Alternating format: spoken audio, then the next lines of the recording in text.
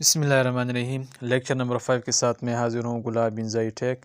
इस लेक्चर में हम देखेंगे चेंज कीज़। तो सबसे पहले हम इस टेक्स्ट को सेलेक्ट करते हैं। सेलेक्ट करने के बाद हम होम टैब पे जाएंगे, यहाँ पे क्लिक करेंगे और यहाँ पे फ़ॉन्ट सेक्शन में आएंगे।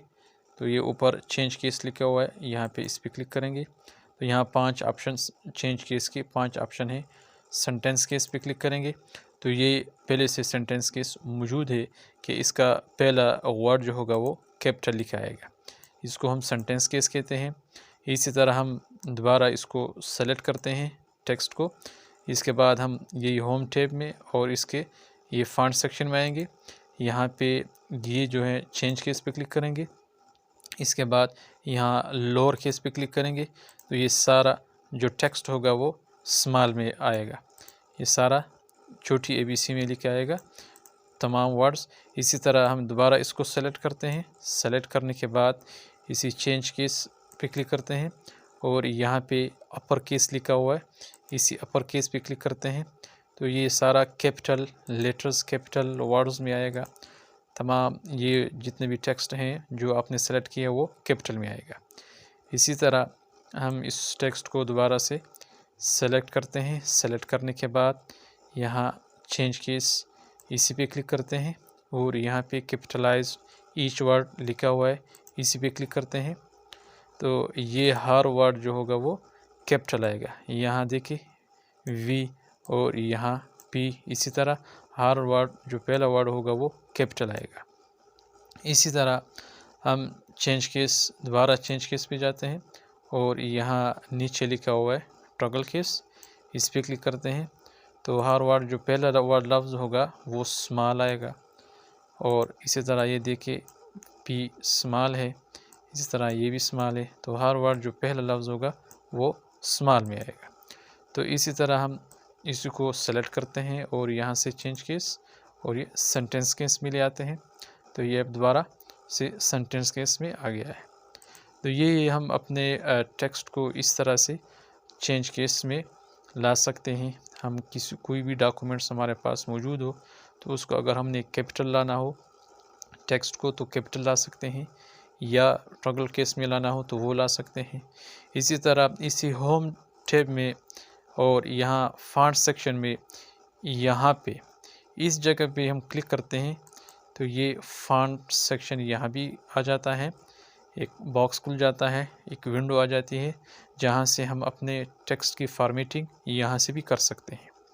तो यहाँ पे फॉन्ट टैब में यहाँ पे फॉन्ट सेक्शन, इसी फॉन्ट यहाँ हम क्लिक करते हैं और यहाँ से आप अपने फॉन्ट चेंज कर सकते हैं। इसी तरह आप यहाँ पे फॉन्ट साइज़ यहाँ से भी दे सकते हैं, बोल्ड इटैलिक यहाँ से दे सकते हैं और यहाँ पे जो साइज़ हैं ये भी दे सकते हैं। आप अपना साइज़ को कम कर सकते हैं, साइज़ को बढ़ा सकते हैं। और इसी तरह यहाँ से फ़ॉन्ट यहाँ से भी आप दे सकते हैं, यहाँ पे भी है। और यहाँ पे फ़ॉन्ट स्टाइल भी मौजूद है, यहाँ से आप फ़ॉन्ट स्टाइल दे सकते हैं, बोल्ड इटैलिक रेगुलर। और इसी तरह यहाँ साइज़ पे क्लिक करें तो यहाँ पे आप यहाँ से भी आप इसका साइज़ कम या छोटा कर सकते हैं। इसी तरह फ़ॉन्ट का जो कलर है वो चेंज आप यहाँ से कर सकते हैं। किसी भी कलर को सेलेक्ट कर लें तो वो रेड हो जाएगा। ठीक है, हमने रेड को सेलेक्ट किया और यहाँ से आप अंडरलाइन स्टाइल को सेलेक्ट करें तो यहाँ से आप अंडरलाइन भी दे सकते हैं अपने फ़ॉन्ट अपने टेक्स्ट को। इसी तरह अंडरलाइन कलर का अंडरलाइन भी दे सकते हैं, यहाँ से कोई भी कलर आप सेलेक्ट कर ले। और नीचे जो ये दिया हुआ है स्ट्राइक थ्रू सबस्क्रिप्ट सुपरस्क्रिप्ट, जहाँ इसी फॉन्ट सेक्शन में यहाँ भी दिया हुआ था, यही यहाँ से भी आप दे सकते हैं। यहाँ पे स्ट्राइक थ्रू मौजूद है, double strike through superscript subscript. और इसी तरह small caps small Capitals all Capitals तमाम कैपिटल्स में आएगा, स्मॉल में आएगा तो आप यहाँ से भी आप चेक कर सकते हैं और इसको ओके कर देते हैं। तो जो सेलेक्ट होगा, जो लिखाई आपने सेलेक्ट की होगी उस पर अप्लाई हो जाएगा। तो इसी तरीके से हम अपने टेक्स्ट की फॉर्मेटिंग कर सकते हैं यहाँ से, और इसकी शॉर्टकट की क्या है, Ctrl+D। यहाँ से हम इसको ओपन कर सकते हैं और यहाँ चेंज केस लिखा हुआ है, इसी फॉन्ट के सेक्शन में आप यहाँ से दे सकते हैं। और इसी के साथ फॉर्मेट पेंटर को हम किस तरह यूज़ करते हैं, तो सबसे पहले मैं इसी टेक्स्ट को सेलेक्ट करता हूँ। सेलेक्ट करने के बाद मैं इसी होम टैब में यहाँ फॉन्ट के सेक्शन में इसको बोल्ड करता हूँ, ये इटैलिक पे क्लिक करता हूँ और यहाँ पे टेक्स्ट इफ़ेक्ट भी देता हूँ। यहाँ पे मैं इसको मुख्तलिफ़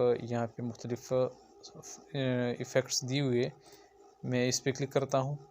अब मैं इस नीचे वाले टेक्स्ट को यही अप्लाई करता हूँ, यही फॉर्मेटिंग इस पे भी अप्लाई करता हूँ। तो मैं इसी को सेलेक्ट करता हूँ। सेलेक्ट करने के बाद मैं फॉर्मेट पेंटर पे क्लिक करता हूँ और यहाँ इसी टेक्स्ट को सेलेक्ट करता हूँ, इसी पे अप्लाई करता हूँ। तो ये देखिए वही फॉर्मेटिंग इस टेक्स्ट पे भी अप्लाई हुई है। अब मैं इसी को सेलेक्ट करता हूँ, इस टेक्स्ट को, और यहाँ फॉर्मेट पेंटर पे क्लिक करता हूँ और इसी लास्ट लाइंस को सेलेक्ट करता हूँ। तो ये इसी पे भी अप्लाई हो गई है।